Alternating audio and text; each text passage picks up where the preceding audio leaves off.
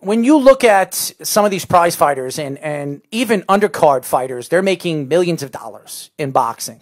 Obviously, a lot of the promotion and promoting goes to the fighter and the promotion team. And then you look at the UFC, mixed martial arts, and these guys, and I've said this over and over again, that the fighters in mixed martial arts are underpaid. Do you think, as an older fighter, and you look at some of these younger kids, do you think they would probably choose to go into boxing because the money and the situation of the money that they can make in boxing than they can make in mixed martial arts? Or do you think now more than ever, because of combat sports and the transition of the sport, do you think it would be more interesting for some of these young fighters to get into mixed martial arts? Now, here's the thing. I think it depends on specifically what age group you talk to. Me being at 55, to me, a young fighter could be anywhere like 30 down, right? Mm-hmm. But it's just lately been my experience when I'm even in the boxing gym or just meeting young kids after my last fight in Tijuana. I met this young girl who was probably about 7 years old, and her parents told me, hey, she wants to meet you. She's now training in MMA. And I'm thinking, wow, that's pretty awesome, that this little girl just absolutely sees MMA as an option for her. That's wonderful, And I've met other little kids, again, say 10 and younger in the boxing gym, and their intention is they want to do MMA. So I think they're not thinking money, right? Right. When you're that young, it's really not about money. I think it's just out there more for kids. They just sort of are grasping MMA. Maybe it's the cool factor. I don't know, but there's something there in terms of what kids want to do. Now, once you're a little bit older, 20s, and you have invested time in training, I've even told some of the guys I train with in MMA, I'm like, hey, you could make some money doing boxing, more money. You know what I mean? Particularly for a heavyweight male, there's just such a big gap between a few thousand for MMA versus definitely tens of thousands to start with, right? With boxing. Now, D, I want to get into your career and what motivates you, being that you're 55 years old. What motivates you to get into the ring and fight? I mean, it's dangerous. You're getting hit numerous times to the head. What motivates you to get into the ring and be a women's boxer?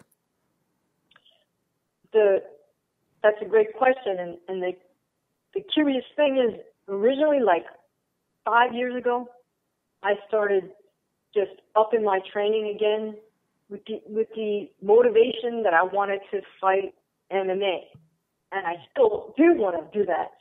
It was just that the opportunity to step in the ring opened up for me, and I was like, I'm going to jump on this chance I had to start boxing again. And that's also because for MMA, I got to jump right to pro if I want to do MMA. I don't get to go through the amateur ranks.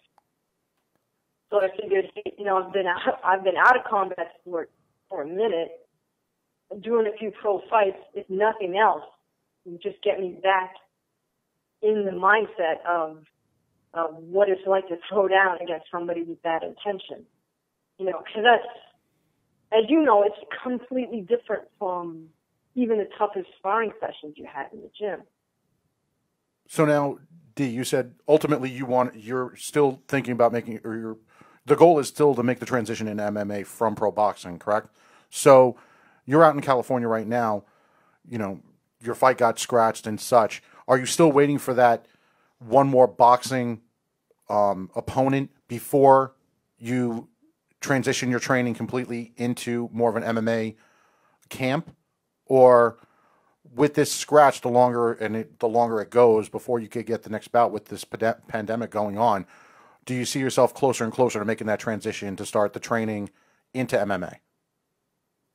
Oh, absolutely. I feel like you said, especially with we're halfway through the year now, right? Right. I've been working at judo. Judo was always there. Like, judo's already in me. You know what I mean? So when I decided I'm going to train MMA, it just became a shift to no gi and grappling, jiu-jitsu style, learning a few more submissions and whatnot. Who have you looked at in regards to handling your training out there in California to make this transition? Oh, I've been training at Hayastan MMA, and the head instructor there, his name is Gokor Chivichin. Okay. I'm not sure if you guys have heard of him. No, Gokor, yes. Coast. No, Gokor's been around for a long time. He's got a background with Sambo and such, not just jiu-jitsu, but a lot of different styles. Real leg lock master himself. But he also is part of that that whole training tree where you see Ronda Rousey's trainer and such. He's been around for a very, very, very long time. A lot of times people won't understand because back then you didn't have the mainstream opponents. So a lot of the trainers back then, just like the Lloyd Irvings and stuff, everybody had a fight career. But because a lot of these things weren't sanctioned, I don't like using the term underground. It just wasn't sanctioned. Mm-hmm. Nobody cared. The states didn't care about taxing anything and getting their hands in anything. So it was considered illegal underground. It's got this bad little stigma and such. It's just more or less things weren't sanctioned. Everybody had a career that just probably was not exposed to the forefront in regards to mainstream, and it wasn't televised or anything. A lot of it was tape training back then. No different than when you hear about pro wrestling back in the day. It was a lot of tape trading.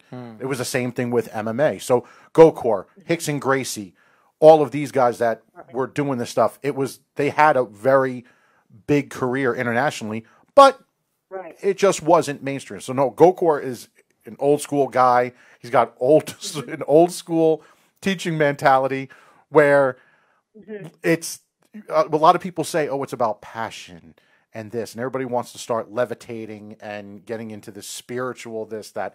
No, with Gokor, it's work. If you're not working, don't show up. You're not allowed to have a bad day. If you have a bad day, you're going to get your ass beat, and you just keep on going. Am I pretty much correct? Right. You're absolutely right. I mean, because I've been doing the MMA sparring there for the past 5 years and going to his grappling classes as well. He's trial by fire. He just throws you in there. I dialed it back a little bit, but I've still been taking Benny the Jet's kickboxing class at least once a week.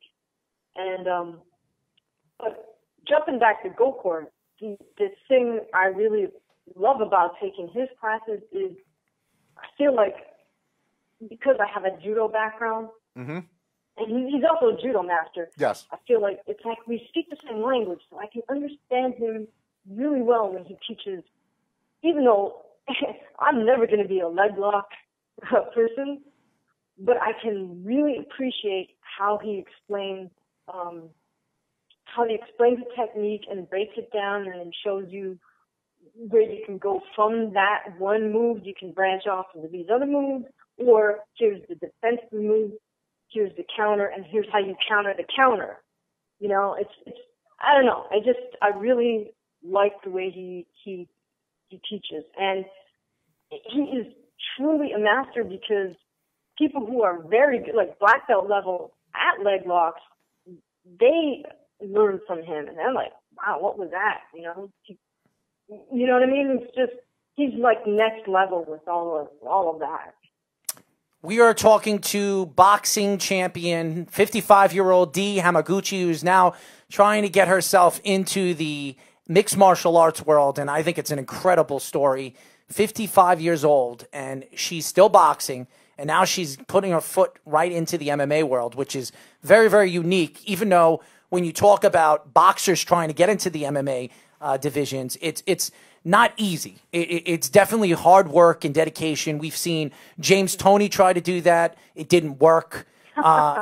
We've seen plenty of guys, plenty of Ray boxers. Mercer wasn't bad. Ray Mercer actually wasn't was that all bad. right. Ray Mercer wasn't that bad. He was all right. Ray Mercer had a shot. He went with that street mentality of, all right, I'm boxing, to hell with it. Let's just go.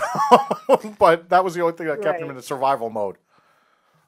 I'll have to check Ray Mercer's MMA fight. It's not bad. Yeah. No, Ray Mercer was a good fighter, but Ray Mercer, when you look at him as a boxer and how he transitioned into mixed martial arts, it took him a couple of years to figure it out. It did. Boxing, when you go from boxing to MMA, and I did the same thing. I was a boxer, and I tried to get into MMA, and at first, I agree with you, D. When I saw MMA for the first time, I was like, I am not laying on top of a man practically halfway naked and try to grapple with him and try to break his arm or bend his knee back. And I didn't even know what the moves were. And then I knew what the rear naked chokehold was because my grandfather was a Marine and he always put it on me when I was a kid.